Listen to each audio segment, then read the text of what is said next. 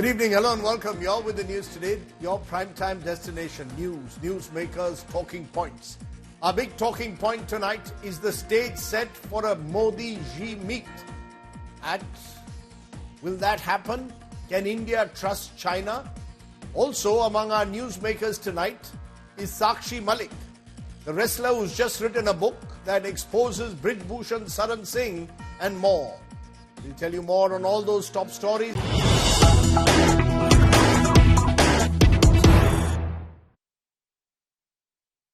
A Congress Central Election Committee meeting is on at the moment in Maharashtra. The meet has come amidst the rift between the Congress and Uddhav Sena over seat distribution. The divide is specifically at least over 15 seats that are being demanded by the Uddhav Sena in Vidarbha and some in Mumbai. Uddhav Sena now wants Sharad Pawar to mediate between the two sides ahead of the Maharashtra elections, the big elections next month. That's what we are learning now, that the Congress is all set to go ahead with its meeting and possibly announce its first list by early tomorrow morning, even as that impasse over at least 15 seats continues between the two sides. Joining me now, Rahul Gautam, who tracks the Congress, is in Delhi. Sahil Joshi is in Mumbai. The meeting has just concluded. Rahul, are we expecting an announcement on the first list of Congress candidates as early as tonight? Well, Rajdeep, this crucial meeting just got over. You can see the cavalcade of Rahul Gandhi, about to leave from AIC headquarters. We are learning from our sources that on 23rd, a first list of Congress candidates for Maharashtra will be released, which is likely to have around 60 names. We've been informed that in today's CSC, close to 60 names were cleared by the CSC, and you rightly pointed out that there are close to 15 seats, that includes seats in Vidarbha and in Mumbai, which is being contested by both Shiv Sena and Congress party. Now, Congress is saying that they are the largest party as far as Vidarbha is concerned. They've got 5 MPs, Shiv Sena got only 1, and so therefore, they should be contesting more seats in Vidarbha. Otherwise, it is only going to add to the tally of Shiv Sena. Similarly, the same thing is happening in Mumbai as well. So this is the rift which we are seeing, which is now surfacing, and we've been informed that Balasaheb Thorat has been appointed as emissary by Congress party, who's going to speak with Sharad Pawar tomorrow. And at 3 p.m., an important Mahavikas Aghadi meeting will be happening in Mumbai. So clearly, Congress is trying to iron out all these differences because they clearly know that, following the Haryana debacle, Maharashtra is extremely crucial for them as far as, keeping momentum is concerned. And that's why today's CSC was also attended by Sonia Gandhi herself, Rahul Gandhi and Mallikarjun Kharge. So clearly, Congress is trying to fix the entire order. And we've been informed that on 23rd, first list will be released by the Congress party, which will be having names around 50 to 60. 50 to 60 names to be announced by Congress, but significantly now we are told that Sharad Pawar has been asked to mediate because that rift between Uddhav Thackeray and the Congress had played out publicly. Uddhav Thackeray also writing a letter to the Congress detailing the seats that he wanted. Just to tell our viewers that Ramesh Chennithala is the Congress's election in charge for Maharashtra. The Kerala leader spoke a short while ago. Listen into what he had to say. One more CEC meeting will be there on 25th. तो 25 तारीख को हमारे central election committee का meeting एक बार और होगा, और उसके पहले कल 3 बजे मुंबई में हमारे महाविकास आघाड़ी का मीटिंग होगा. सो 25 से हमारा पूरा सीट के बारे में फाइनलाइज करके अनाउंस करेंगे. That was Ramesh Chennithala there. Let me go to Sahil Joshi, who's now joining us from Mumbai. Sahil, how serious is this rift between Uddhav Thackeray and the Congress? Can it result in a breakdown of ties, or do you believe it will be sorted out after tomorrow's meeting? Both the parties have no other option than to sort out their differences and fight this election united and together, because that time has passed that to decide whether to contest on their own. Because till now, Mahavikas Aghadi has been planning to contest this election together. They have been planning to the campaign and everything together. So right now, it is only merely on the basis of the seat differences to go on the to face Mahayuti all alone is going to be really difficult. And that realization is there in both the parties at this point of time. But yes, I mean there are pressure tactics which are being played behind the curtain. The way Shiv Sena asked its the contact leaders, the Samparka Pramukhs, to gauge the situation in various districts to understand whether if they tomorrow decide to fight on their own, is it going to be sufficient? At the same time, the Congress also held back all the discussions with Shiv Sena, UBT and Sharad Pawar and called all the leaders to Delhi. And now, as Rahul was pointing it out and Ramesh Chennanthala was speaking to the media, it's Balasaheb Thorat, the Congress Legislative Party leader, has been given the responsibility to speak to Sharad Pawar and Uddhav Thackeray separately before the Mahavikas Aghadi discussion begins tomorrow in the afternoon at around 2:30. And then, iron out the differences based on certain seats.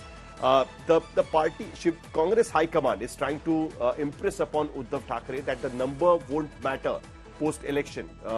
Finally he's the leader, and somewhere the Shiv Sena is feared that the drop down they are going to get in the areas like Thane or in Konkan should be compensated in Vidarbha or in Marathwada, where the Mahavikas Aghadi thinks that their performance will be better than 2019. So that is what exactly is the problem. I think the problem right now, the problem lies in 20 odd seats between the Congress and Shiv Sena, as well as the NCP and Congress as well.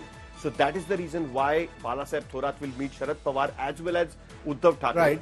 There will be some certain seat exchanges between Sharad Pawar and Uddhav Thackeray as well. That's what we will have to wait and see what happens tomorrow. Okay, so 3 p.m. tomorrow will be the next meeting. Remember, Maharashtra is becoming, some call it the Maha mess, because clearly seat sharing is a huge challenge when you have three partners on each side. Rahul Gautam and Sahil Joshi joining us with the very latest on what's happening there. Appreciate you joining us. Big story of the day. And it came from the possibility now of a big India-China thaw in Ladakh after a 4-year standoff. India and China will resume patrolling along the line of actual control and disengagement at the two remaining friction points, Depsang and Depchong. External Affairs Minister S. Jaishankar said India and China will return to their pre-2020 status quo along the border. This breakthrough comes ahead of the BRICS summit in Russia, where Chinese President Xi may well meet Prime Minister Modi. Listen in to what happened.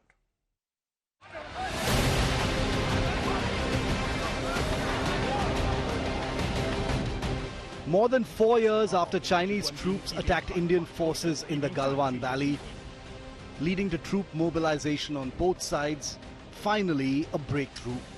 India on Monday announced an agreement on patrolling along the line of actual control. Now, as a result of the discussions that have taken place over the last several weeks, an agreement has been arrived at on patrolling arrangements along the line of actual control in the India-China border areas. And this is leading to disengagement and eventually a resolution of the issues that had arisen in these areas in 2020. While India's Foreign Secretary did not mention Demchok and Depsang, the two flashpoints in Ladakh, where talks had failed to yield results so far, an agreement on patrolling would mean these areas are closer to disengagement. Elaborating the point, External Affairs Minister S. Jaishankar, who was speaking at an event in Delhi, said, "To my knowledge, the understanding is that we will be able to resume the patrolling that we were doing in 2020. The announcement comes a day before the BRICS summit kicks off in Russia.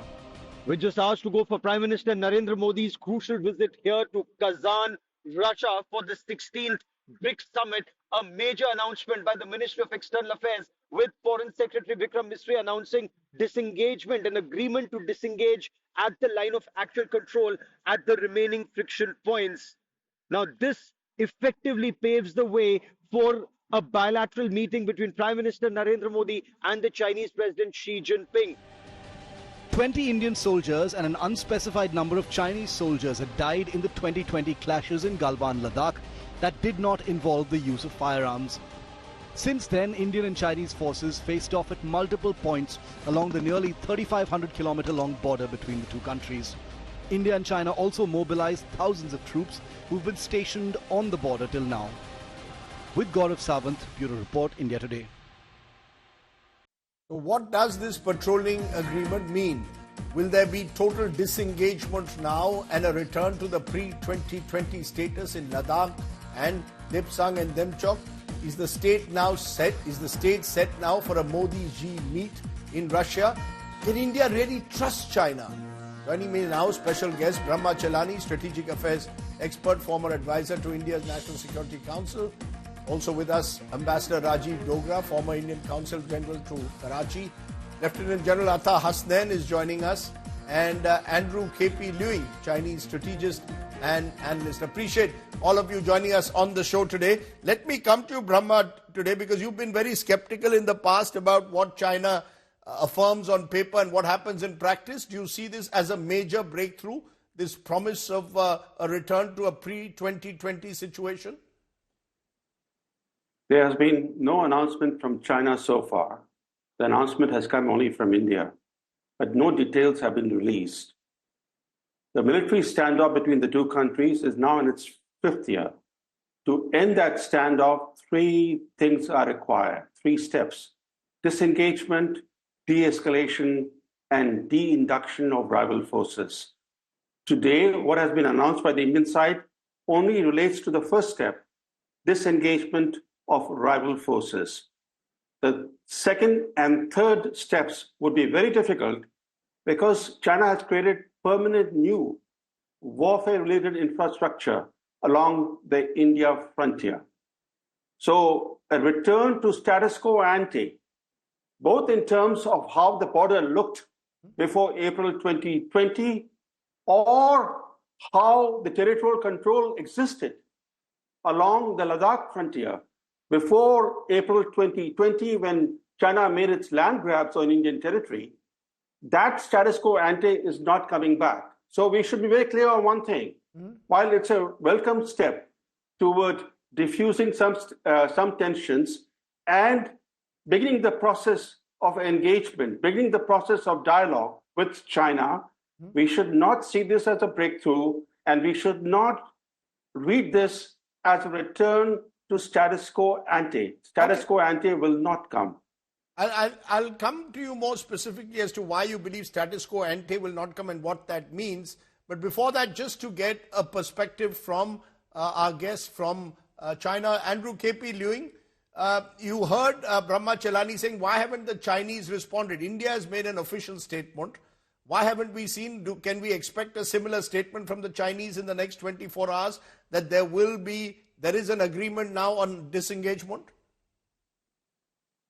I think it's inevitable that both leaders will meet each other at this upcoming BRICS summit. But let's not forget that both leaders make it quite clear that they wanted to de-escalate the situation months and before this moment. I mean, the direction to de-escalate actually came about months ago.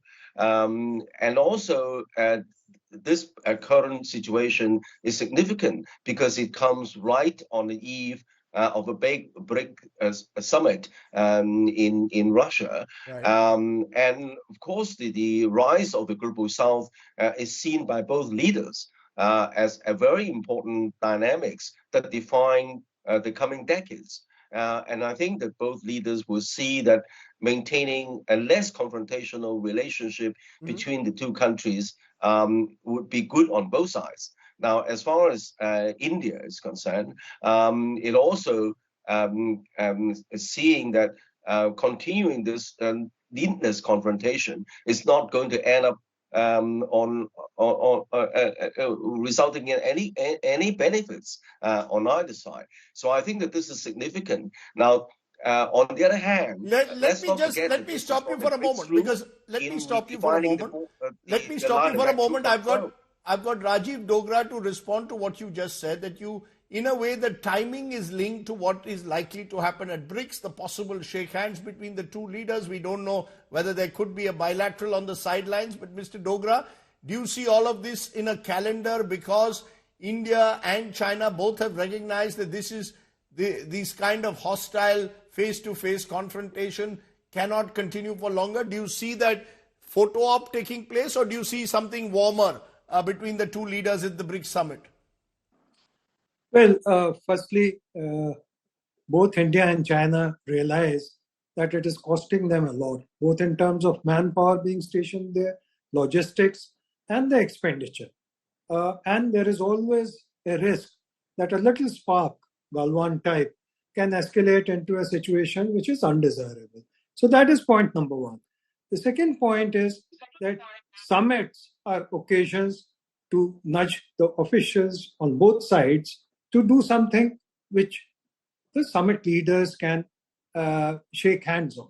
So let's assume that this is one of those occasions when officials have worked hard to ensure that there's a package on which both sides can shake hands and smile and give a signal to the world. The signal to the world is more important because Right. China at this time is engaged in its oceanic boundaries, South China Sea, where it has problems with Philippines and others, and Taiwan, where it is concentrating its aircraft and ships and so on.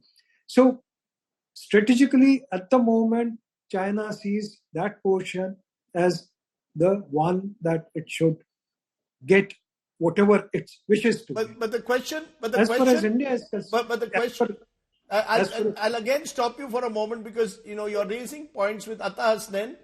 You want to respond. The diplomats seem to see it as a breakthrough moment. From a military perspective, as Brahma Chelani pointed out, restoring status quo ante not so easy. The Chinese have pushed forward at different points. Do you see them fully disengaging into a pre-2020 situation? Is the military going to be fully on board on whatever's been decided diplomatically?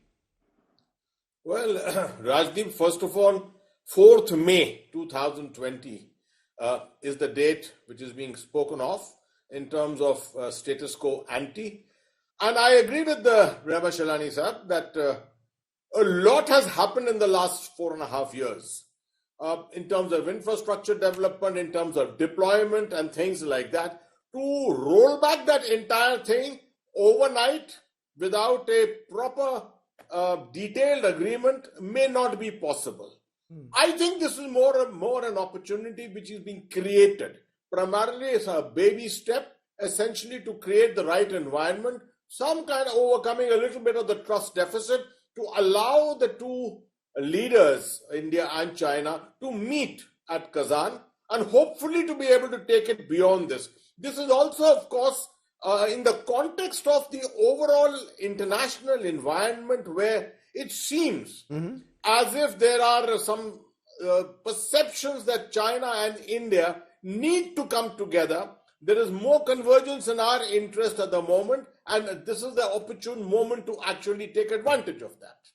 The concern, of course, Brahma Chelani, you have is, correct me if I'm wrong, that the infrastructure that the Chinese have put in place over the last 5 years will not be dismantled. Am I correct?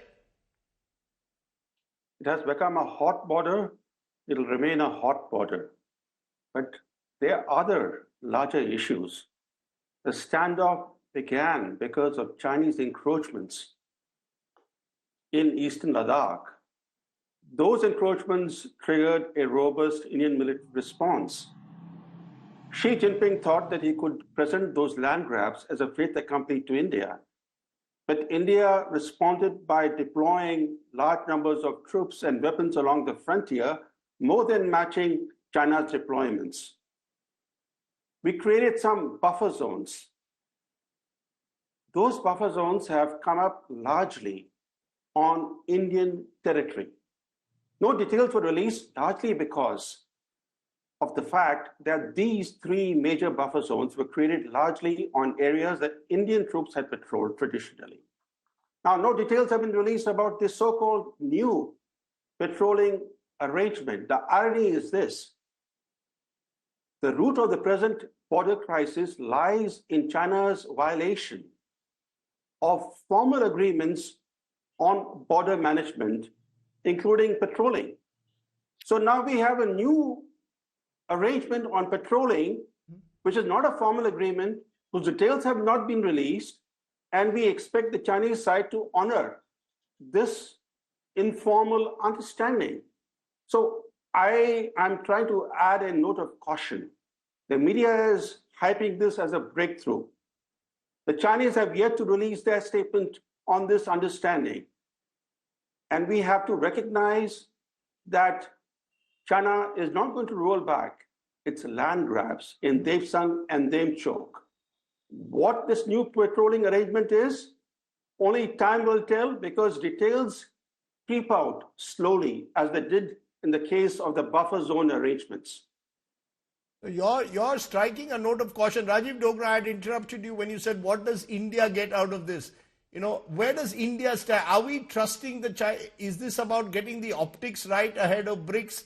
Or is there something more substantive? There was a period when Xi and Mr. Modi seemed to share a warm relationship. They were on a swing in Ahmedabad. They went to Mahabalipuram together.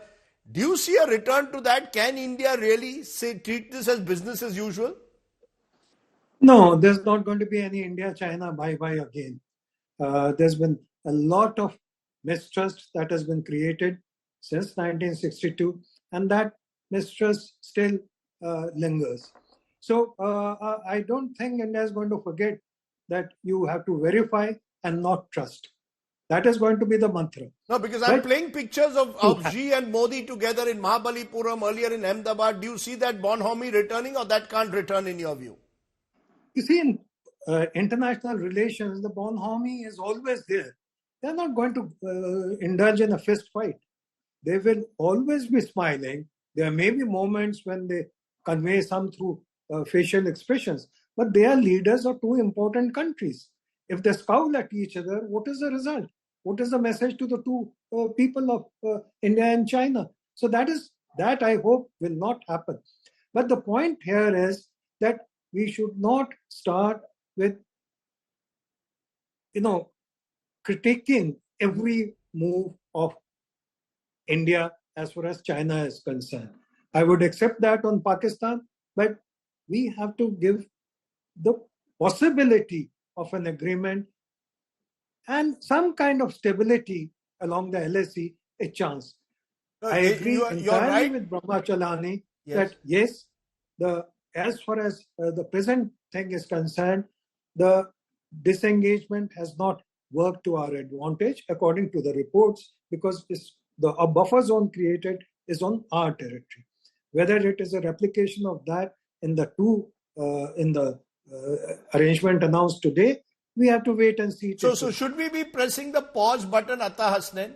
From a military perspective, should we press the pause button before, we say all issues sorted out, given that there's been a land grab in Depsang, given that there was a land grab in Demchok, and we don't know the exact situation still on the ground?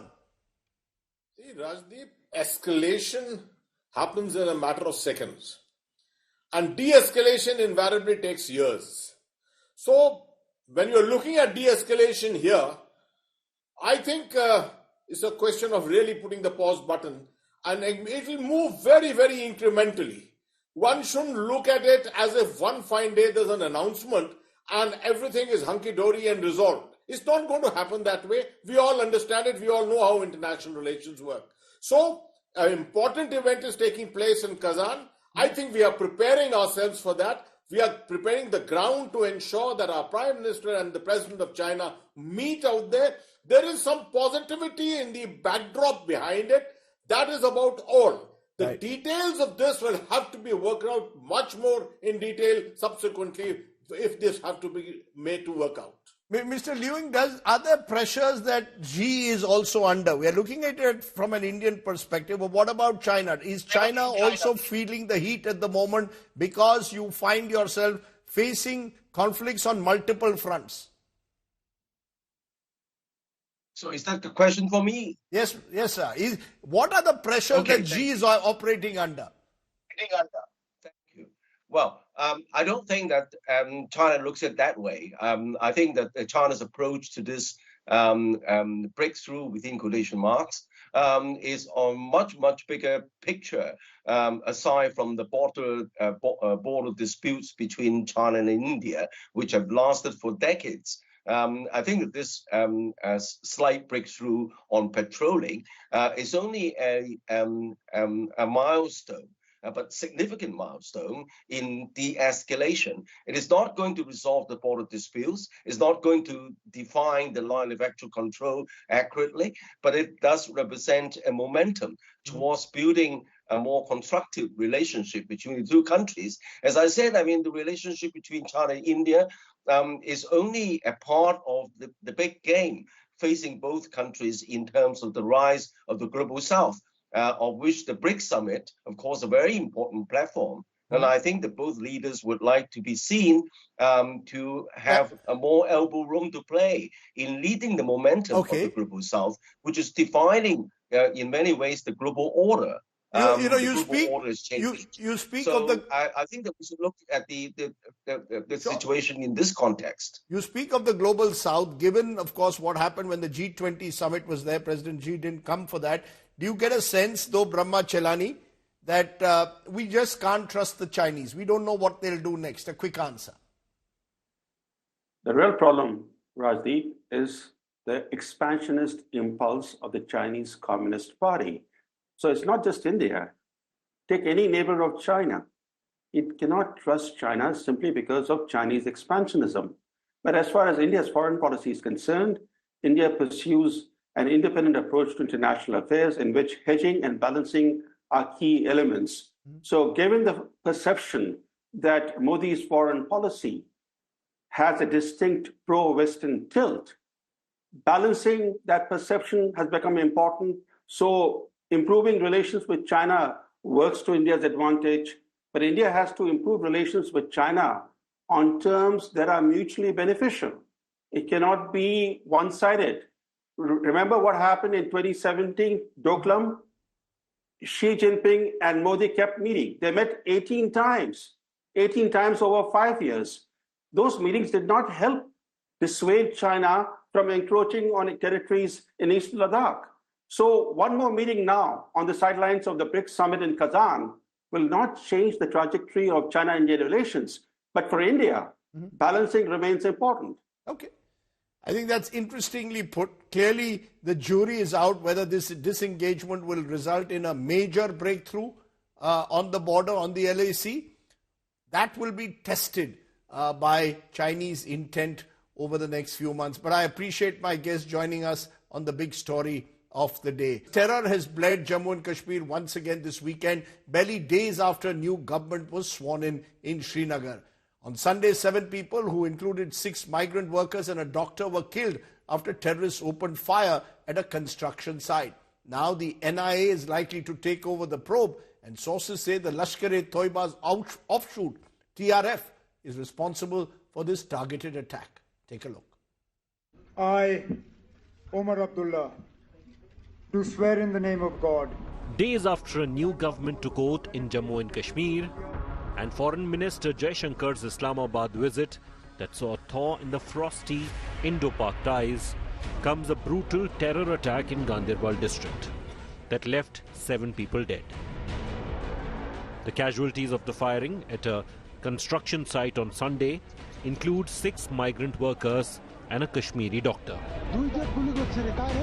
This is the construction site, and then on the left side, I'll tell Tariq to show you, on the left side is the tunnel. Now this is a tunnel project that took at least 10 years to complete, and these workers were part of the making. We are being told that in the next 10-15 days there would have been an event and this tunnel would have been inaugurated, but before that this incident has happened.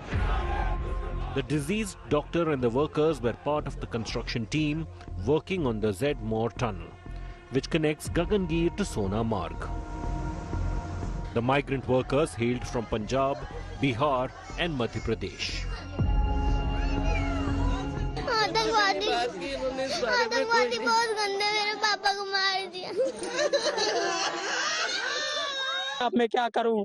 अब मैं अपने आप को संभालूं, अपने family members को संभालूं, मैं भी इन बच्चों जैसा हूं। The Resistance Front, an offshoot of the Pakistan-based Lashkar-e-Taiba, has claimed responsibility for the Ganderbal attack. Sources close to the investigation reveal that the terror group carried out recce of the construction site over the last 1 month. CM Omar Abdullah strongly condemned the attack on the innocent people. which came just 4 days after he was sworn in. इस हमले की जितनी निंदा की जाए, जितना इसके खिलाफ बोला जाए कम है। बेगुनाहों के खिलाफ इस तरह तशद्दुद का इस्तेमाल ये कहां से जायज़ है? National Conference Chief Farooq Abdullah accused Pakistan of stoking trouble in the valley. अब बताइए मुझे, इन दरिंदों को मिलेगा क्या? क्या वो समझते हैं इससे यहाँ पाकिस्तान बनेगा?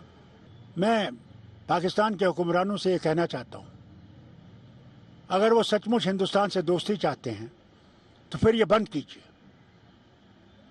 कश्मीर पाकिस्तान नहीं बनेगा, नहीं बनेगा, नहीं बनेगा।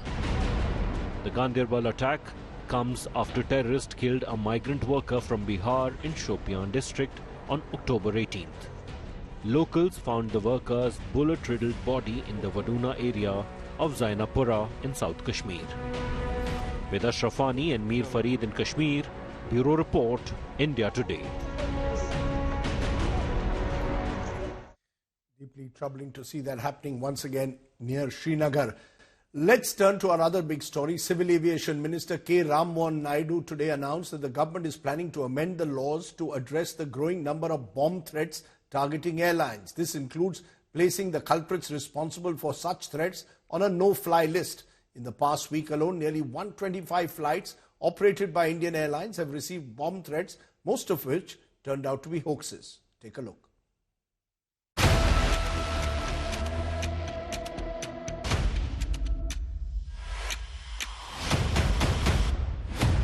Over 125 bomb threats in 1 week. Hoax calls plague Indian Airlines. The Union Civil Aviation Ministry is cracking the whip as fake threats impact flights from the country. The government says perpetrators of hoax bomb threats will be put on a no-fly list. Making such threats will soon be treated as a cognizable offence. The government is also considering amendments to the airline's safety laws.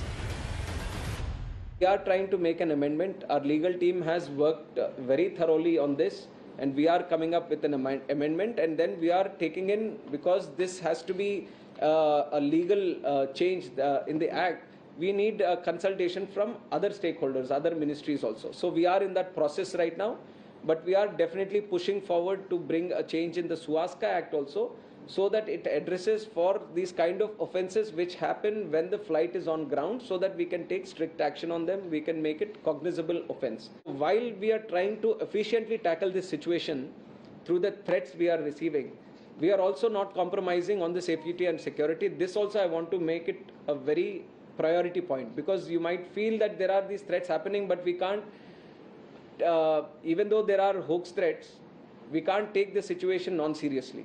Everything is important for us. Now the life of a passenger is important, the security situation is important, so the protocol is important for us. So we have enhanced the security also. Over 125 flights have received hoax bomb threats in the last 1 week. Bomb threat assessment teams have been deployed at all airports in India. Sources say that around 90% threats came from abroad, while 10% of the calls were made from India. The Union Home Ministry's Cyber Wing, CERT-IN, is keeping a close eye on the bomb threats. Calls made using virtual private network and IP addresses are being probed. A user on social media website X was booked for claiming there is a bomb threat to Lucknow Dammam flight last week. Multiple Indigo flights received bomb threats on Sunday. An account on X claimed that 12 bombers were on 6 Indigo planes that received the bomb threats. Airport authorities are on alert. Bureau Report, India Today. Okay, let's turn to our newsmaker tonight. Olympic medalist and wrestling champion Sakshi Malik has now broken her silence on exactly what happened when she claims that she was molested by the then Wrestling Federation of India chief and former BJP MP Brij Bhushan Saran Singh. Sakshi has claimed that this happened when she was a junior athlete in 2012. She also denied that the wrestler protests were dictated by the Congress party instead revealing that it was a BJP leader and wrestler Babita Phogat who had initiated the protest because she wanted to take over the Wrestling Federation. All this and more is in a new book that Sakshi Malik has written, Witness. Here are excerpts from an exclusive interview with Sakshi Malik. Take a look. In this book, Sakshi Malik writes about an incident in 2012, Asian Junior Championship in Almaty, where she claims Brijbhushan Saran Singh, former BJP MP and Wrestling Federation chief, molested her. तो आप उस बात पर बिल्कुल अमल है? बिल्कुल sir. कि वो घटना हुई थी, उन्होंने आपको अपने कमरे में लाया था and he molested you. Yes. जी। सवाल ये उठता है कि आपने जैसे किताब में लिखा है, ये घटना 2012 में होती है. In Almaty at Asian Junior Championship, you are molested. लेकिन only in 2023 आप ये बात दुनिया के सामने रखते हैं. पहले तो प्रोटेस्ट करते हैं and then you go to court and testify. 11 साल आप चुप क्यों रही? बिल्कुल सर, 2012 में एशियन चैंपियनशिप में मेरे साथ घटना हुई और उसके बाद जो है ये 11 साल जो है वो निकालने बहुत मुश्किल थे. लेकिन मैं आपको पूरी स्टोरी बताती हूँ. जैसे जब 2010-11 में जब ब्रिजभूषण आए थे तो उसके कुछ महीने से ही पता चलना शुरू हो गया था सीनियर से, लड़कियों से, कि ये हैरेसमेंट करता है या इंटेंशन अच्छी नहीं है. तो फिर वो मन में फियर हो गया था. साल इतने इसलिए लग गए सर क्योंकि एक तो बहुत पावरफुल आदमी है और ऊपर से हम सुनते थे, आ रहे थे कि भाई एमपी है और जो बेटे के साथ उसका इंसिडेंट हुआ है या क्रिमिनल भी है, इतने सारे केसेस भी हैं. तो मतलब हमेशा से यूँ एक डर था कि नहीं, अगर आवाज उठाई तो मेरा रेसलिंग करियर खत्म कर देंगे, और कर भी देते सर. नहीं, मैं इसलिए ये सवाल साक्षी जी पूछ रहा हूँ क्योंकि कई जो खास करके ब्रिजभूषण शरण सिंह के समर्थक है वो कहते हैं ये पूरा राजनीति से प्रेरित था. ये पहलवान जो विमेन रेसलर्स है इनको कांग्रेस ने आगे किया, मुझे बदनाम करने के लिए पूरा पॉलिटिक्स था. This was politics. नहीं, इसके बारे में बताती हूँ. ये जो है, अगर ये कांग्रेस पार्टी की तरफ से अगर ये प्रोटेस्ट होता तो मैं आपको बता दूं, बीजेपी के 2 हरियाणा के लीडर्स ने हमको प्रोटेस्ट की परमिशन दिलवाई थी. बबीता फोगाट एंड तीरथ राणा दोनों बीजेपी के लीडर्स हैं. बबीता ने तो चुनाव भी लड़ा था हरियाणा से एमएलए का. तो उसने अप्रोच किया था क्योंकि उसके मन में लालच था कि ब्रिजभूषण की जगह मैं बैठ जाऊं. आप एक बड़ी बात कह रही है जो किताब में भी है, बबीता फोगाट. बिल्कुल सर, ये सच्चाई है. Wrestler and BJP leader was the one who encouraged you to start the protest. Yes. No Congress leader, but Babita Phogat encouraged you. Yes, उसने मीटिंग बुलाई, उसने सारे रेसलर्स को बुलाया. ये नहीं है कि हम उसके इन्फ्लुएंस से हुए, ठीक है उसने बुलाया, लेकिन फेडरेशन में जो होता था ये सेक्सुअल हैरेसमेंट का, ये तो होता ही था. लेकिन हमें यूँ था कि ठीक है अगर बबीता बनेगी, या क्योंकि उसके मन में था ये, हमें भी लगा कि चलो बेटर तो होगा, कोई वुमेन एंट्री करेगी, अच्छी स्पोर्ट्स पर्सन भी है, समझे बीगी. लेकिन हमें नहीं पता था कि वो इतना बड़ा गेम कर जाएगी हमारे साथ. हमें तो यूँ था कि हमारे साथ प्रोटेस्ट में बैठेगी और एज अ रेसलर आवाज उठाएगी कि मेरे दौरान भी ये सारी चीजें हुई थी, जब मैं रेसलर थी तो मेरे दौरान भी ये सारी चीजें मेरे को सुनने में, दिखने में मिलती थी. तो सबसे पहला ये पॉइंट तो यहीं खत्म हो गया कि कांग्रेस से इन्फ्लुएंस था ये प्रोटेस्ट, क्योंकि कांग्रेस से होता तो फिर कोई और ही इसके पीछे होता प्रोटेस्ट के. दूसरा, और भी बहुत ब्रिजभूषण ने एलिगेशंस लगाए हैं, लाइक कि ये खत्म हो चुके हैं, ये तो हरियाणा वर्सेस यूपी कर रहे हैं, तो बहुत सारे. लेकिन एक तो विनेश ने प्रूव कर दिया, ओलंपिक्स तक गई, खत्म होती तो ओलंपिक्स तक कौन जाने देता उसको. ट्रायल्स में जीती, नेशनल चैंपियन बनी, एशिया में जाके उसने ओलंपिक्स के लिए क्वालिफाई किया, फिर वो ओलंपिक्स में गई, ओलंपिक्स में उसने ऐसी लड़की को हराया जो आज तक अनबीटेबल थी. तो ये तो भूल ही जाओ कि हम लोग खत्म हो चुके थे, इसलिए हमने प्रोटेस्ट किया. आप लोगों ने प्रोटेस्ट किया क्योंकि आपको लगा कि एक मौका है रेसलिंग फेडरेशन चीफ को बदलने का. बिल्कुल सर, हमने बबीता की बात को एग्री किया. हाँ, बहुत अच्छी बात है और हम इस चीज के खिलाफ आवाज उठाना भी चाहते हैं.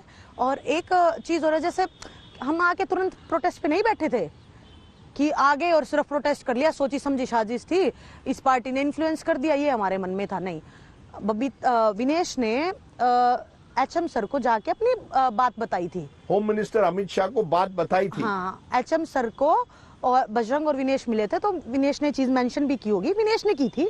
ये विनेश की सारी बातें, हाँ, प्रेस कॉन्फ्रेंस उठा के देख ली 21 दिसंबर 2023 की। तो विनेश ने बताया था कि मैं पहले जाके प्रॉब्लम बता चुकी थी कि फेडरेशन में ऐसी ऐसी प्रॉब्लम्स है, सर हमारी हेल्प कीजिए।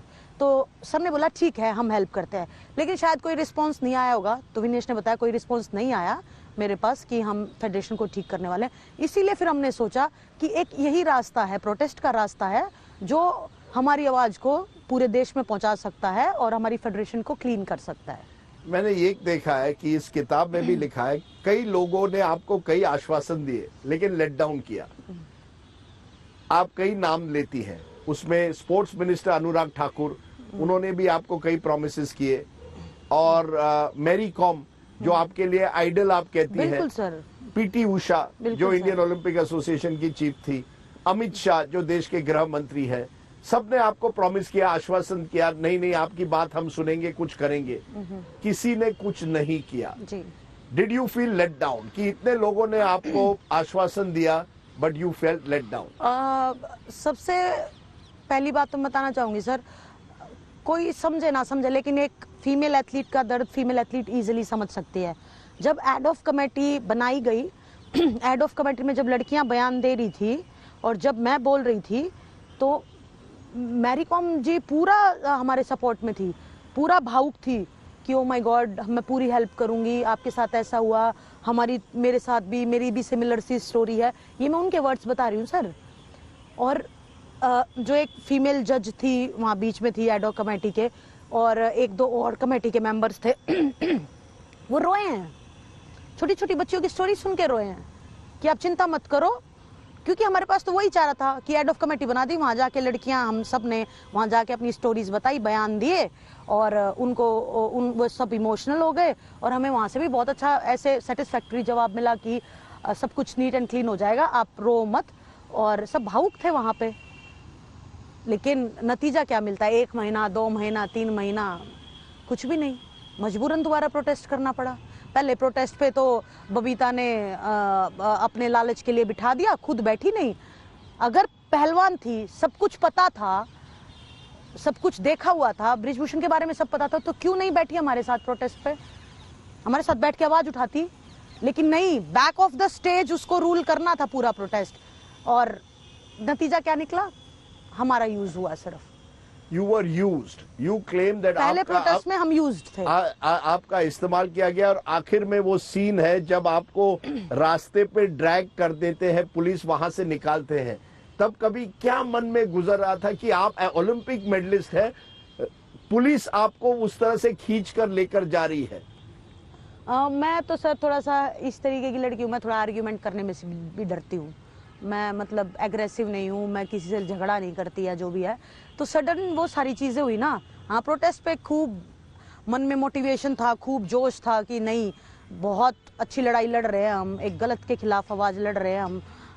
तो पूरा मन में पूरा वो था। लेकिन वो जिस दिन हुआ ना, उस दिन तो मतलब अनबिलीवेबल था कि एक ओलंपिक मेडलिस्ट, मैं नहीं, बजरंग, विनेश और संगीता, सत्यवर्त, सबको कितनी बुरी तरीके से उन्होंने मतलब घसीट के बसों में डाला, जबकि हम कोई किसी को मार नहीं रहे थे, हम कोई वायलेंस नहीं कर रहे थे, हम तो सिर्फ ये कह रहे थे कि हम चुपचाप वॉक करेंगे। और गुस्सा था, दुख था, क्या था उस समय जब आपको ड्रैग आउट किया गया था? आपके मन में क्या चल रहा था? ज्यादा था, गुस्सा भी था, आप मिक्स मान लो।